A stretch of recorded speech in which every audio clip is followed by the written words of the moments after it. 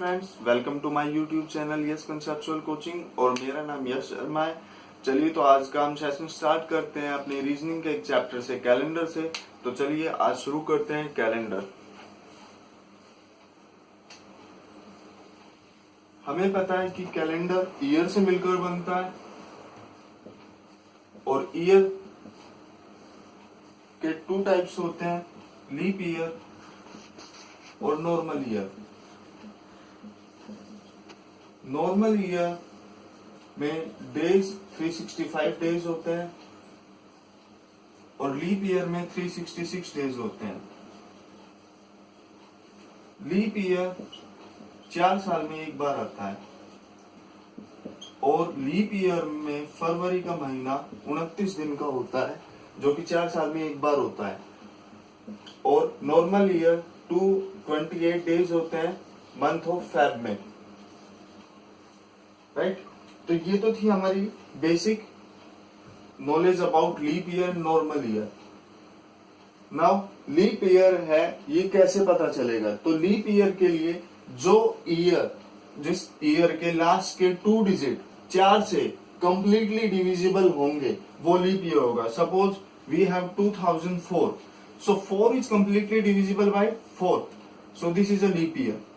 2008, 2012, 2016, all these are leap years because last 2 digit is completely divisible by 4.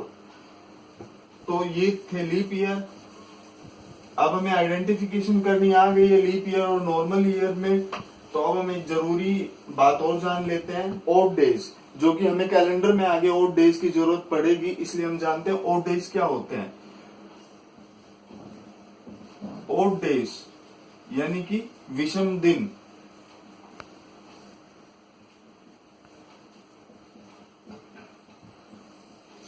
Odd days हमें पता है कि 1 week is equal to 7 days, मतलब एक हफ्ते में 7 दिन होते हैं। और ऑड डेज क्या होते हैं? फिर ऑड डेज वो डे होते हैं जो अपना हफ्ता नहीं बना पाते, मींस कि जो अपना पूरा एक वीक नहीं बना पाते, वो ऑड डेज कहलाते हैं। जैसे कि नॉर्मल ईयर 365 डेज का होता है और लीप ईयर 366 डेज का होता है। ऑड डेज निकालने के लिए हमें 7 से मल्टीप्लाई करना पड़ता है, सॉरी डिवाइड करना पड़ता है। 7 5 are 35 and we have 15, 7 2 are 14, so we have one remainder. 366 days divided by 7, 7 5 are 35, we have one left with and here is 6, 7 2 are 14, यहाँ 2। मतलब कि एक नॉर्मल ईयर, ये नॉर्मल ईयर के लिए था, ये लीप ईयर के लिए था। एक नॉर्मल ईयर में ये 52 क्या है? ये 52 वीक्स है। मतलब कि एक नॉर्मल ईयर में 52 हफ्ते और 1 दिन होता है और लीप ईयर में 52 वीक्स एंड 2 डेज। तो यहां पर जो 1 दिन और यहां पे 2 दिन है, ये दोनों क्या है? ऑड डेज, विषम दिन है। जो टोटल दिन थे नॉर्मल ईयर में, इनमें से 52 इन दिनों ने मिलकर 52 हफ्ते बनाए और 1 दिन शेष रह गया, तो ये 1 दिन ऑड डे कहलाया। और लीप ईयर में जो टोटल दिन थे उन्होंने 52 हफ्ते बनाए और 2 दिन शेष रह गए, तो ये 2 दिन ऑड डेज कहलाए। ओके, तो अब हम 1-2 और जरूरी बातें देखेंगे और उसके बाद हम बढ़ेंगे आगे की तरफ, क्वेश्चंस की तरफ।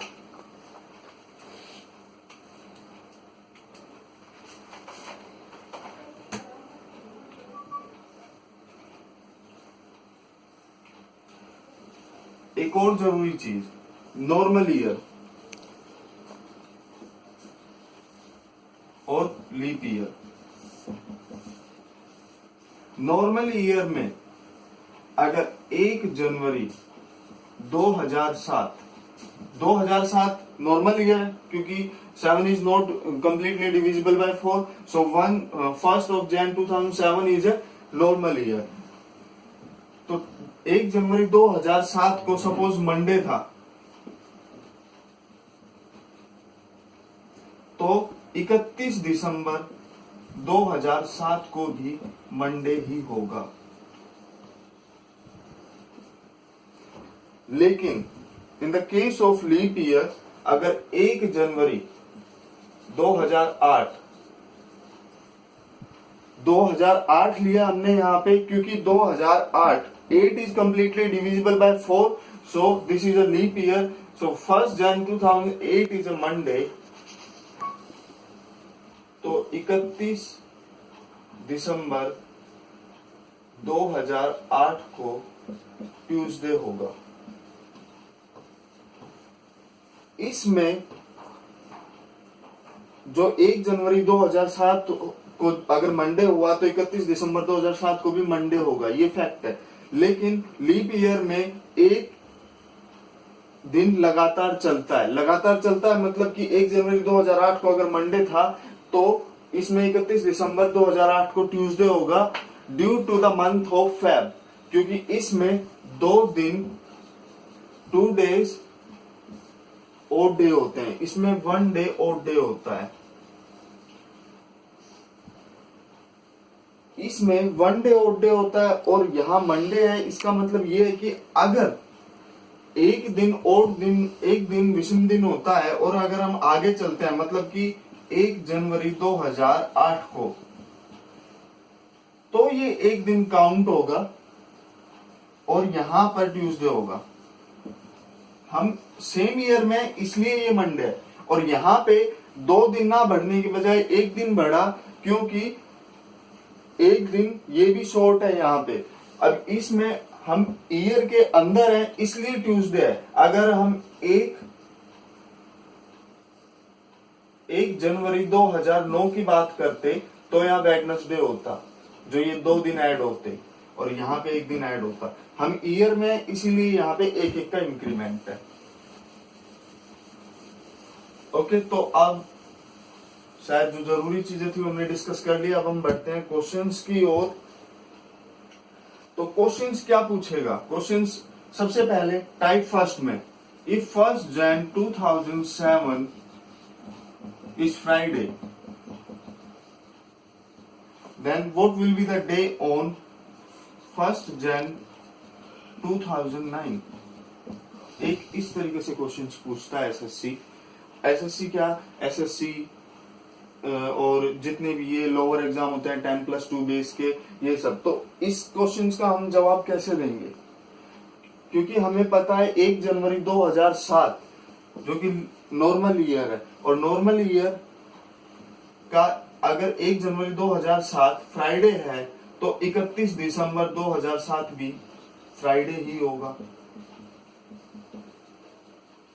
तो मतलब 1 जनवरी 2008 को सैटरडे होगा।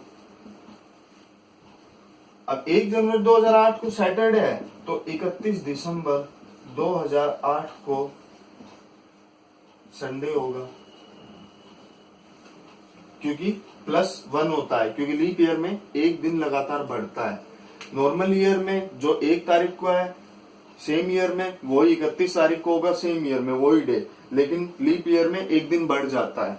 तो यहाँ सैटरडे था, तो यहाँ संडे हो गया 31 दिसंबर। अब आया 1 जनवरी 2009 जो कि उसने पूछा है, तो इस दिन क्या होगा? तो ऑब्वियस सी बात है कि 31 दिसंबर 2008 को संडे था, तो ये मंडे होगा। तो हमारा आंसर होगा मंडे।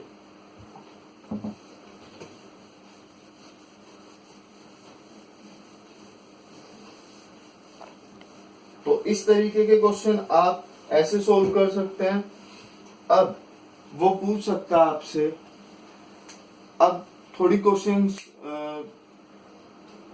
क्वेश्चंस का डिफिकल्टी लेवल थोड़ा सा बढ़ाते हैं। अब वो हमें कोई भी सडन डेट दे सकता है और पूछेगा कि इस तारीख को क्या दिन था। तो ये हम कैसे फाइंड आउट करेंगे? ये हम फाइंड आउट करेंगे नेक्स्ट वीडियो में हमारी। तो please follow my YouTube channel for further videos. हम इससे आगे का पार्ट अगली वीडियो में देखेंगे कि आगे कैलेंडर में क्या डिफिकल्टीज आती हैं, कैसे हम क्वेश्चन सोल्व करते हैं। Thank you for watching this video. Thank you.